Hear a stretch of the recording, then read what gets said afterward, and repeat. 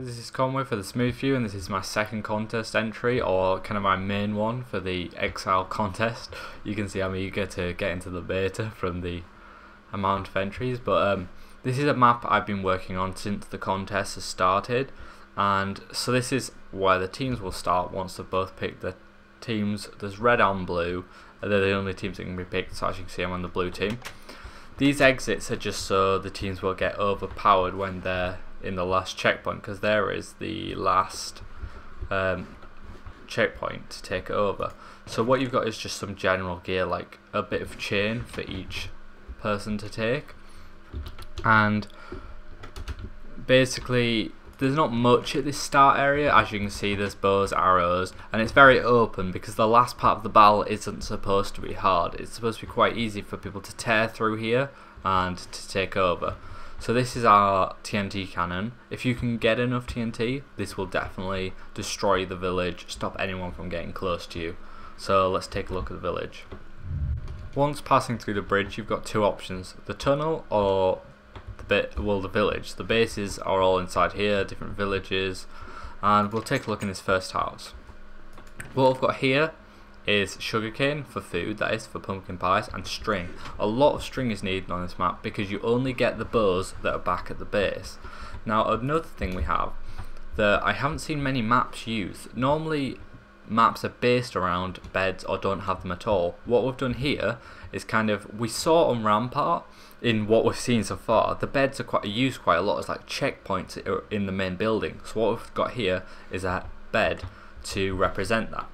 And what they can do, they can move that bed around the village and hide wherever they want. So we've also got the checkpoint system that's we've trying to implement that as much as possible, but obviously we haven't seen any redstone from Rampart or anything, so we're not sure.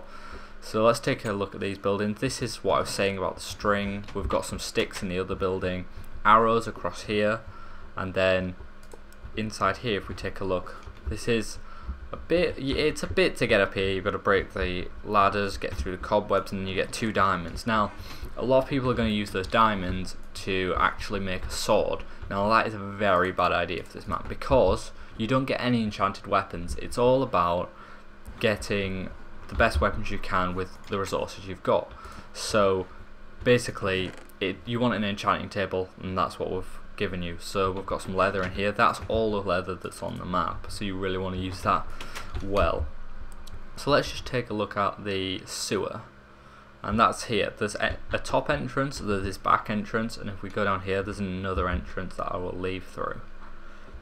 But what we have here is another chest. This is where you want to get your obsidian for the enchanting table for, and we've got gunpowder for things like TNT and the spider eyes, the fermented eyes or something like that for potions. Now there are the ingredients around this map to actually make potions. We wanted to allow for just any strategy to work, so that's why we've got like sand here as well to make TNT. We've got a few things like carrots just for food, but then we have fences in case people want to use like fences or anything like that, and that's the other exit. So if we just have one last look in here, these are the towers. Now because I'm on blue team, nothing's going to happen while I'm on here, but if a red person was to take over, then they would start capturing. I'll show the capture system later. So let's take a look at the next part.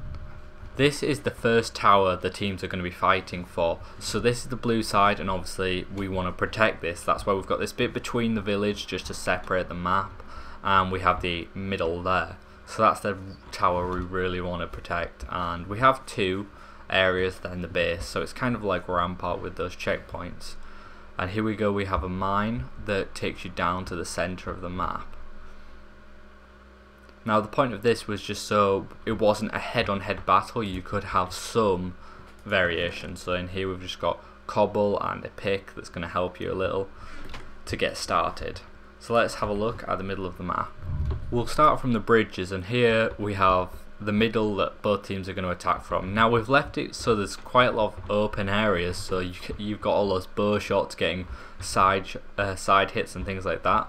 It's hard to get up to the top level, but it's quite rewarding if you get up there, because if you look, it's a fury. Basically it's going to help you jump between these levels. We also have a straight exit down to the bottom. Now that's the red side, but we'll take a look at the next levels.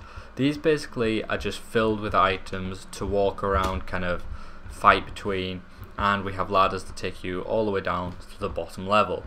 Now you might have noticed that there's no resources so far in the map, but that's because there's a communal mine. We looked at past maps by the same people who have made Rampart, and that's things like Revolution and Nil, and what we kind of thought was we didn't like the idea of separate mines. What we wanted to do is improve on that and have a communal mine. That means resources are more scarce and it gives an extra objective to the map because you have to fight over resources. Now if we go right to the bottom, we have a nether area. That's just for nether wart, again letting people make potions, giving us enough strategies as possible.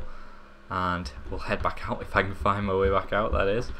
It's quite a confusing mine. So if we head up now, that's another entrance. We have little curves in the hill, make it harder to get up because the top of the map is surrounded by this edge just to make it harder. So it's not like you sprint across and jump up. We also have another little item there to help. So we'll check out the checkpoint system here, and basically if I step on here, nothing's happening for the first 5 seconds. That allows me to jump off and jump back on. But if we stay on here, I'll start to capture the tower, and then it's going to start to count down. Now I'm going to jump off so I don't capture it, because we don't want to mess this map up while nobody else is playing. But the thing here is, we try to make it so more people jump on, the faster it goes. It gives you the influence of pushing forward, rushing. So it's the same mirrored map from that point on. So last but not least, we have the start area. The duel arena's above us if we want to check it out. Just settle disputes, you know, who's going to pick what side, and if you fall down you fall back to spawn. And this basically is an automatic system, sets your teams, takes you to the right area.